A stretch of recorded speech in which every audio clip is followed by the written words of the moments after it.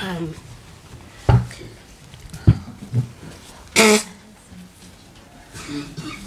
so yeah, hi everyone. I think everything Boniface has said is what I went through. Of course, everyone experiences what happens to us differently. So I will just focus on a few things that I thought about during that time. So the first time they put us in that car, the car is very dark, but they thought it important to add a blindfold. It's very tinted, very dark. Where they were putting me to sit, that's in the middle chair. There were guns. They had to first remove them so that I sit. So I am seated in the middle of two people, the one woman on that squad and another man. Boniface is behind, also in the middle of two people, and there's another two people in front, so 6 people. So they blindfolded me, and I felt like I was suffocating. It was as if they have covered my nose, my mouth, and I couldn't breathe. I'd never been blindfolded my whole life. What's funny is that I thought that they would come. I knew that they would come. I just didn't know it would come in Tanzania. I have lived looking over my shoulders in Uganda, where I have made so many powerful enemies because of my work. So it was strange that the day I had dreaded, that I had known would come someday, was coming in Tanzania, where I hadn't done absolutely anything, not even go on the street to protest, which is also right, but at least they could have that excuse. They picked me from a hotel I was in.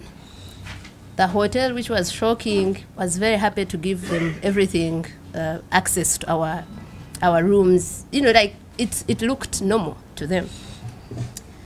The lawyers we went with, and it was good that we knew what was happening in Tanzania. It was good to appreciate, because I have never seen where lawyers cannot say anything.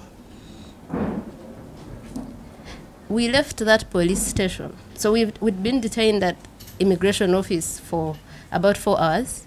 We were at a police station for another 1 hour. They dismissed the lawyers, and the lawyers came to tell me, they have told us, you are being detained overnight. We will find you here in the morning. And I'm asking them a question. On what charge? Because after 5 hours, we don't know what charge. When I was being questioned, questions moved from Bonnie's gadgets, and I said, I don't have them. You came to my room. The only property of Bonnie's, you saw it, you checked it. From Bonnie's gadgets to what are you doing in Tanzania? Okay, when did it become a crime to go to Tanzania? But I came here legally. My passport was stamped. There's no notice anywhere that has said Tanzania is not allowing nationals into its country. Why were you at Tundu Lissu's trial? 1, I know Tundu Lissu. 2, I am a journalist. Part of your job is to be at a trial. 3, it was a public trial. I wasn't the only one there. It was a full court. How is it possible that I'm the only one here being questioned about that? Why didn't you bring everyone who was there?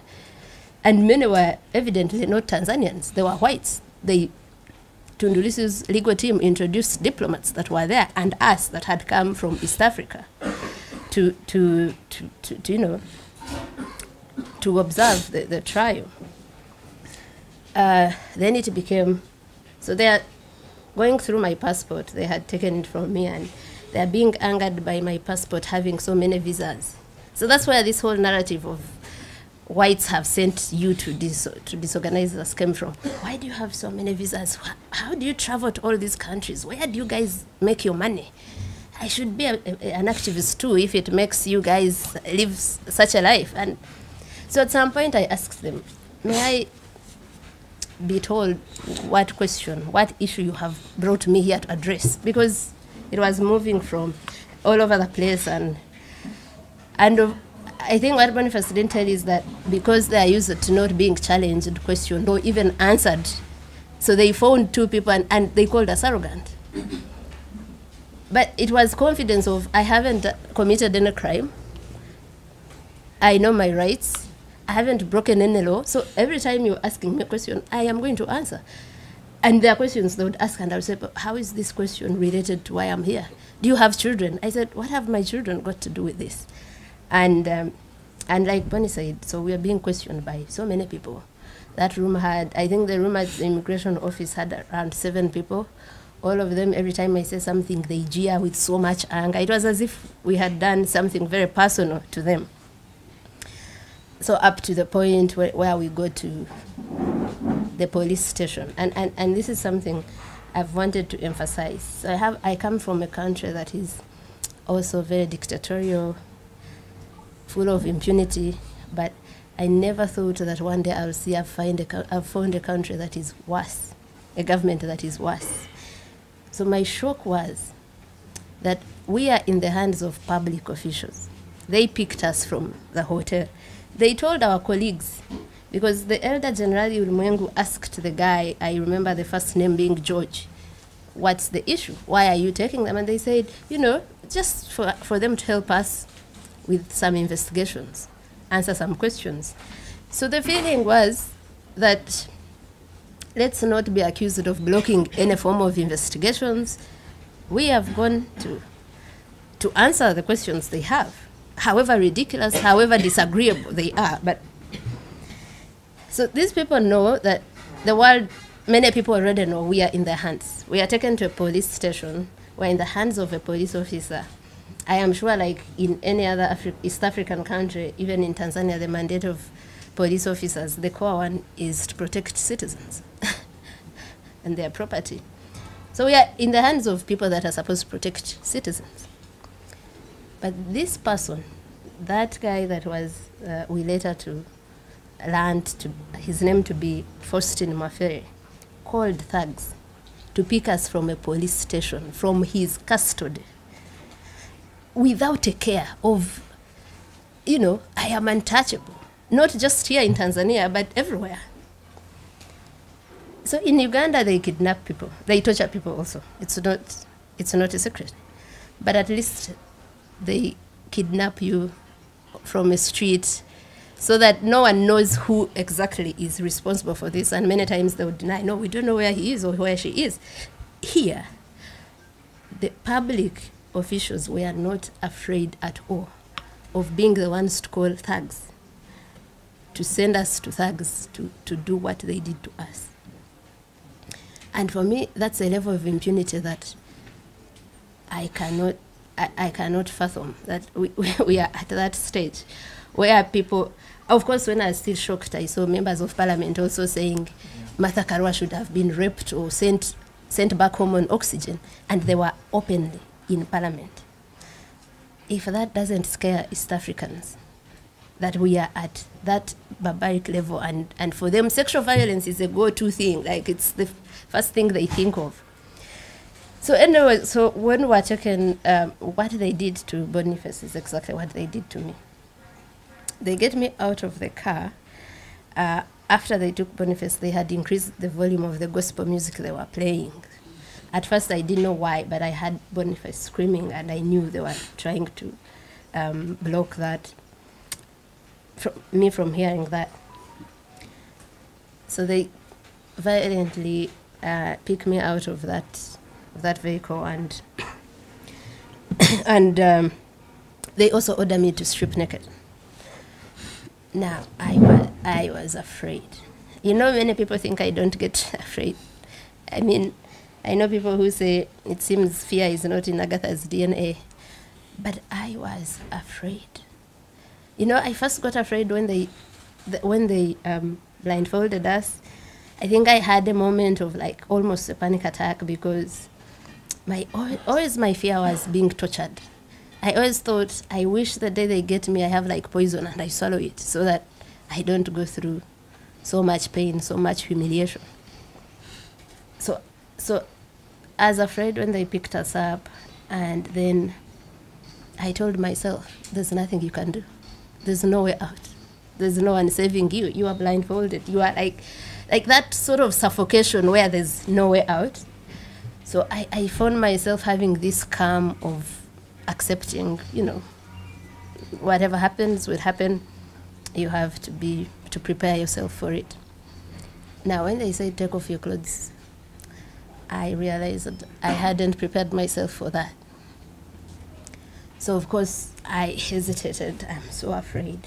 It had already been clear these are not people who have come to talk to you for a conversation where you can even beg or whatever. No, they had come with one instruction: inflict as much pain as you can. So before I say anything, there's one. I remember the first blow was on my back because I didn't undress immediately. And after that blow, they started taking off the clothes themselves, as forcefully, as violently as you imagine, because they're taking off and you're even about to fall down, because I had a jumper that is very tight in the neck, so by the time they get it out and everything, they take everything off. So there are layers of vulnerability. That is like the topmost. You're already in the hands of criminals, clearly. You're already blindfolded. Now you've been stripped naked. You don't know what's happening. You don't know what's in front of you in your, complete nakedness and all. So yeah, they tie me up. They first handcuff me, but before handcuffing me, they put my jumper that I was wearing to put the handcuffs on top. But still, it still left marks anyway. Yeah, so they tie my arms to my legs, and they also, put like something wood, like a stick in between, and then they carry me upside down like that. And the rest is everything they did to Boniface. They are inserting something in your anus so bad, like so deep, you want to beg them to actually rape you in the right place, because you are thinking it can't be as painful as this.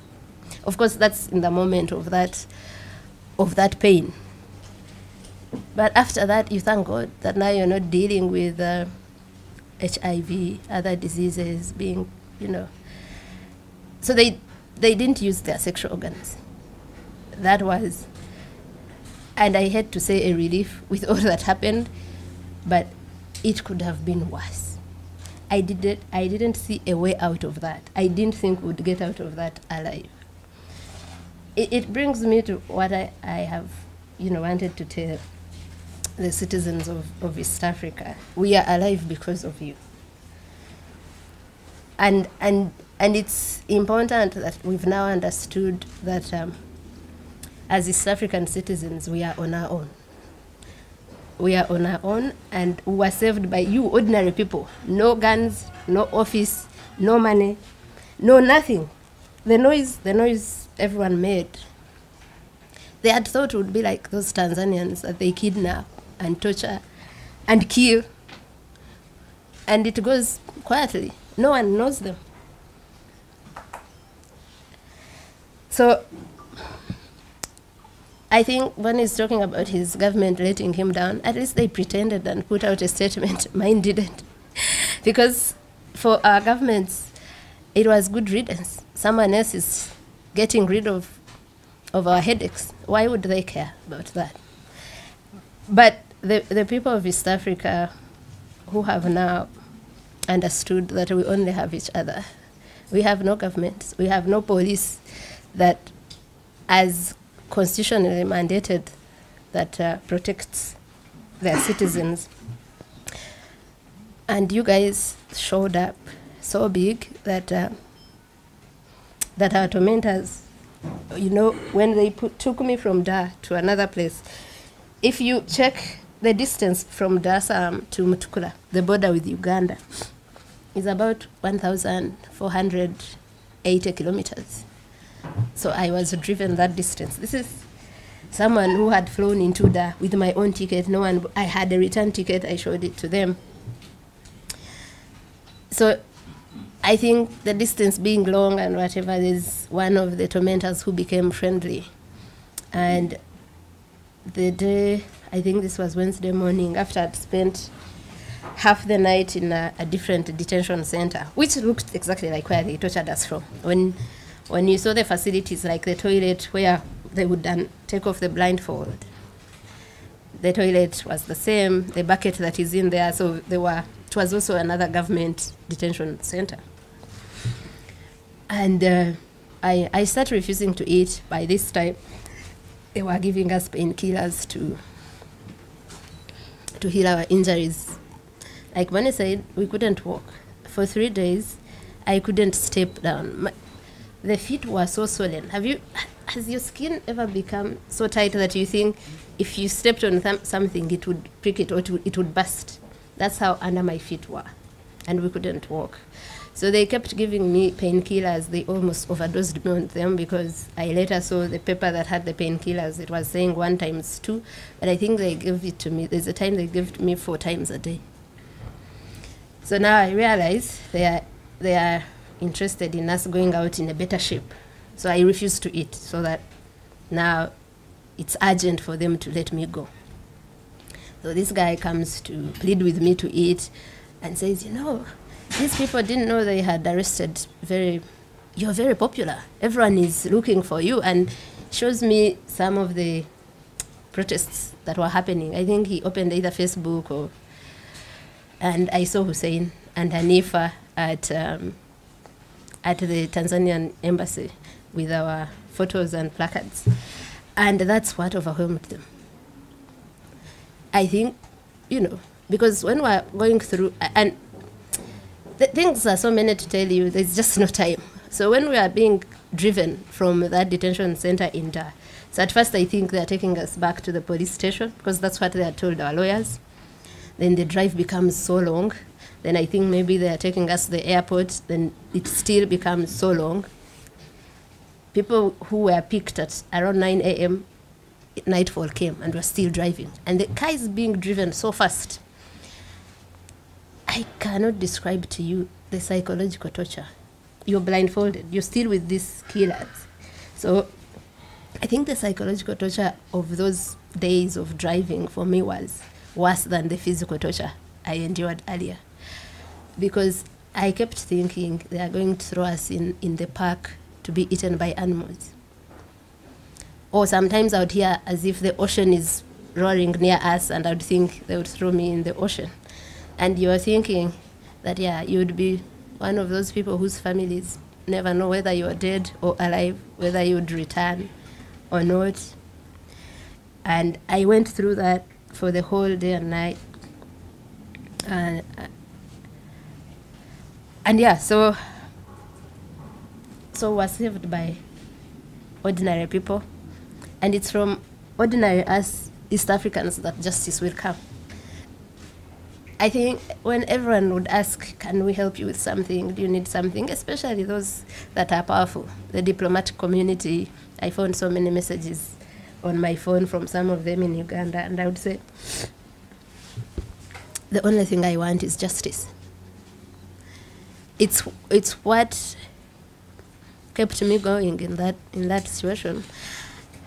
I was feeling so much pain, and that whole night I asked, but what did we do to deserve this? What's the point to this pain?